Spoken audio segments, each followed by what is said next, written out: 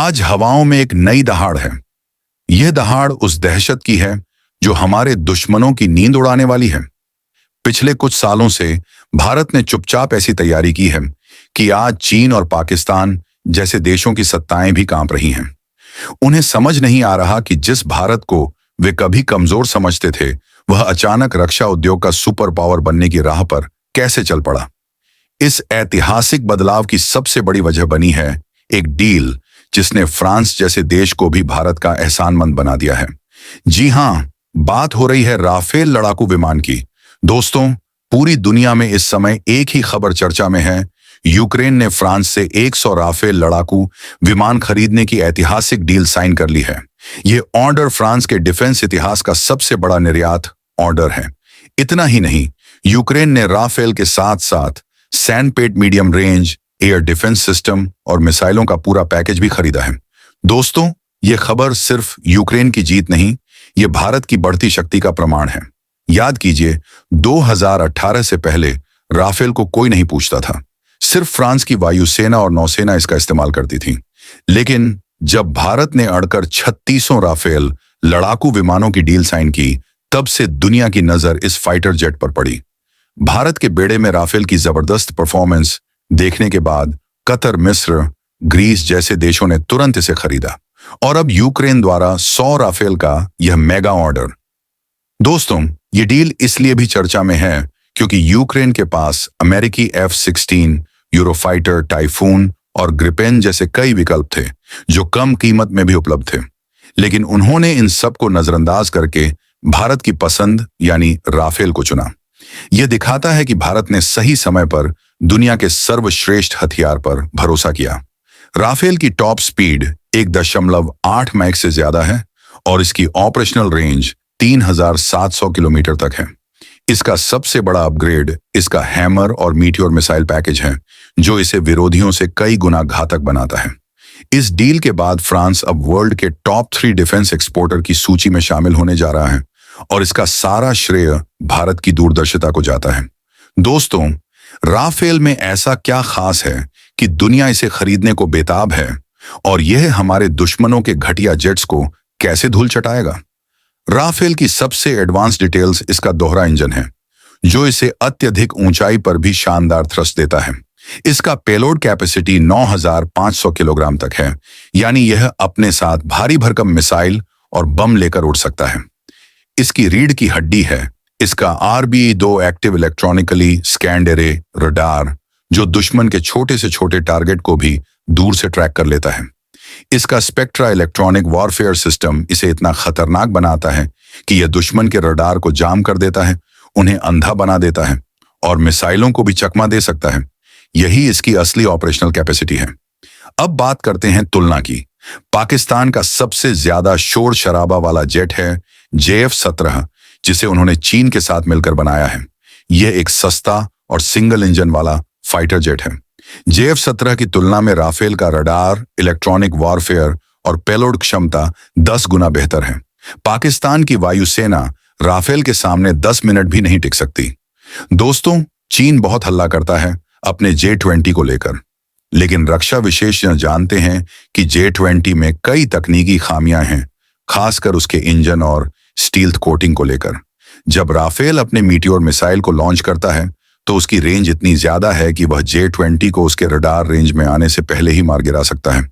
इसके अलावा हमारे Su-30 फाइटर जेट्स को राफेल के साथ इंटीग्रेट किया गया है, जिससे हमारी वायुसेना एक अभेद्य शक्ति बन गई है। बालाकोट एयर स्ट्राइक के बाद पाकिस्तान ने जिस हिम्मत से अपने F-16 और JF-17 को भेजा था, आज राफेल की मौजूदगी में उनकी ऐसी कोई भी चाल नाकाम होना निश्चित है। राफेल के इंजन, उसके गाइडेंस सिस्टम और ऑपरेशनल फ्लेक्सिबिलिटी के आगे चीन के पास कोई सच्चा जवाब नहीं है। भारत की यह नई शक्ति सिर्फ सीमा पर तैनाती के लिए नहीं है, बल्कि यह चीन और पाकिस्तान की हर सामरिक चाल का जवाब है। दुश्मन की सबसे बड़ी चाल है LAC पर लगातार घुसपैठ की कोशिश करना और अरुणाचल प्रदेश जैसे संवेदनशील इलाकों में तनाव बनाए रखना। चीन की रणनीति हमेशा रही है कि वह अपनी सीमा पर भारी संख्या में एयरक्राफ्ट तैनात करके भारत पर दबाव बनाए, लेकिन भारत का राफेल इसका सीधा जवाब है। राफेल की लंबी रेंज और उच्च पेलोड क्षमता इसे LAC के फॉरवर्ड बेसिस से उड़ान भरने और मिनटों में चीन के किसी भी अग्रिम मोर्चे पर हमला करने की शक्ति देती है। गलवान घाटी की घटना के बाद से भारतीय वायुसेना ने जिस तत्परता से राफेल को तैनात किया है, उससे चीन को समझ आ गया है कि अब उनकी कोई भी चाल सफल नहीं होगी। इसके अलावा हिंद महासागर में चीन की बढ़ती उपस्थिति भी भारत के लिए एक बड़ी चुनौती है। चीन की नौसेना अक्सर इस क्षेत्र में अपनी पनडुब्बियों और युद्धपोतों को भेजती है, लेकिन राफेल का मरीन वर्जन, जिसे INS विक्रांत जैसे हमारे एयरक्राफ्ट कैरियर पर तैनात किया जाएगा, हिंद महासागर में भारत की रणनीतिक बढ़त को मजबूत करेगा। यह भारत को चीन की स्ट्रिंग ऑफ पर्ल्स रणनीति का एक सटीक और घातक जवाब देता है। दुश्मनों को यह समझना होगा, जब भारत ने राफेल खरीदा था तो इसका उद्देश्य केवल अपनी सुरक्षा करना नहीं था।